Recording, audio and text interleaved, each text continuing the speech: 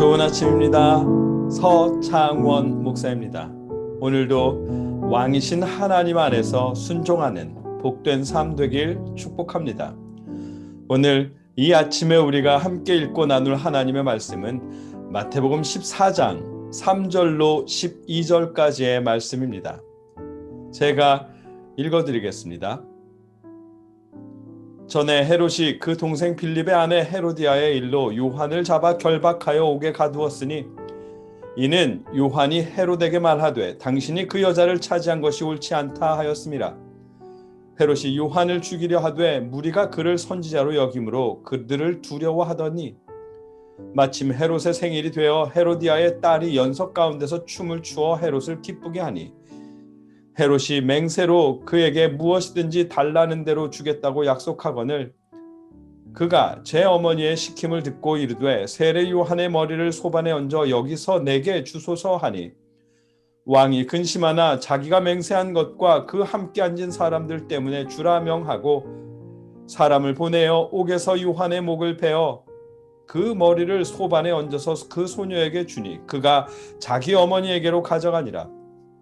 요한의 제자들이 와서 시체를 가져다가 장사하고 가서 예수께 아뢰니라. 아멘.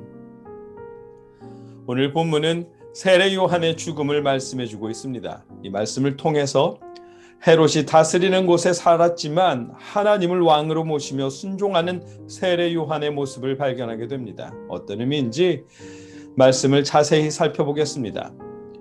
오늘 본문 말씀은 헤롯이 세례 요한을 죽이게 된 그 이유에 대해서 말씀해주고 있습니다. 분봉왕이었던 헤롯은 이미 결혼해서 아내가 있었지만 그녀를 흠잡아 이혼했습니다. 다른 여자에게 흠뻑 빠져 있었기 때문입니다. 헤롯이 빠져 있던 여인은 자신의 조카이면서 이복 동생 필립의 아내인 헤로디아였습니다. 여기서 언급하는 필립은 누가복음 3장 1절에 있는 헤롯이 갈릴리의 분봉왕으로 그 동생 빌립이 이두레와 드라고닛 지방의 분봉왕으로. 아멘. 이 말씀에 있는 분봉왕 빌립을 말하는 것은 아닙니다. 이복 동생인 다른 헤롯 빌립을 말합니다. 빌립의 아내였던 헤로디아는 자신의 남편 빌립이 권력의 자리에서 밀려났고 또 야망이 있는 것도 아니어서 빌립과 헤어집니다. 대신에 자신의 삼촌이면서 시아 주번인 야망이 있는 남자 헤롯 안티바스와 재혼한 것입니다.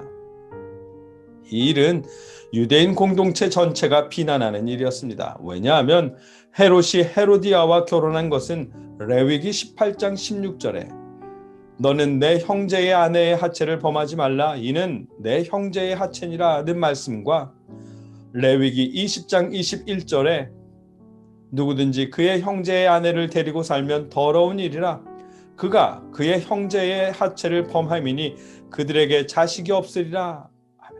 이 말씀을 어긴 행동이었기 때문입니다. 헤롯 안티바스가 에돔 사람이었지만 그는 유대교인이었습니다. 당연히 하나님의 말씀을 지킬 것이 요구됩니다. 그럼에도 헤롯은 하나님의 말씀에서 금하고 있는 결혼, 자신의 본처인 아내를 내쫓고 동생의 아내와 재혼을 한 것입니다. 헤롯의 이런 결혼이 유대인들에게 율법적으로나 도덕적으로나 신앙적으로 받아들일 수 없는 일이었습니다. 세례 요한 또한 침묵하지 않았습니다. 헤롯에게 거듭 반복해서 하나님의 뜻을 전했습니다. 본문 4절 말씀입니다. 표준 세번역으로 읽겠습니다. 그것은 요한이 헤롯에게 그 여자를 차지하는 것은 옳지 않습니다 하고 여러 차례 말하였기 때문이다. 아멘.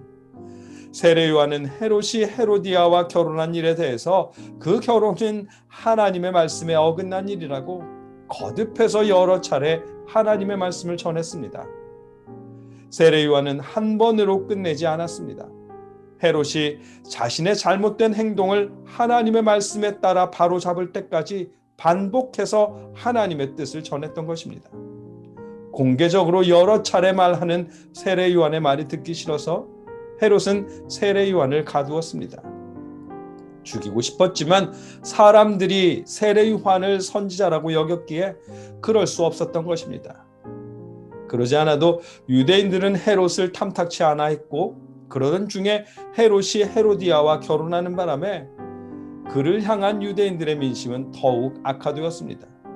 그런 시국이어서 유대인들이 선지자라고 여기는 세례 요한을 죽였다가는 민심을 더더욱 악화시킬까 두려웠던 것입니다.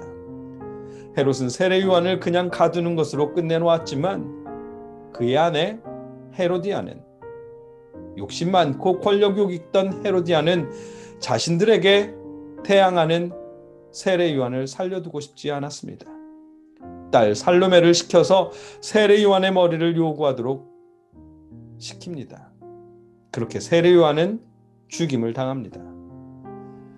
이 말씀을 볼 때 감옥에 갇히도록 거듭해서 통치자인 헤롯의 잘못을 지적한 일은 어찌 보면 세례 요한의 어리석음처럼 보입니다. 그러나 세례 요한은 말할 수밖에 없었습니다. 왜냐하면 세례 요한의 통치자는 헤롯이 아니라 하나님이셨기 때문입니다.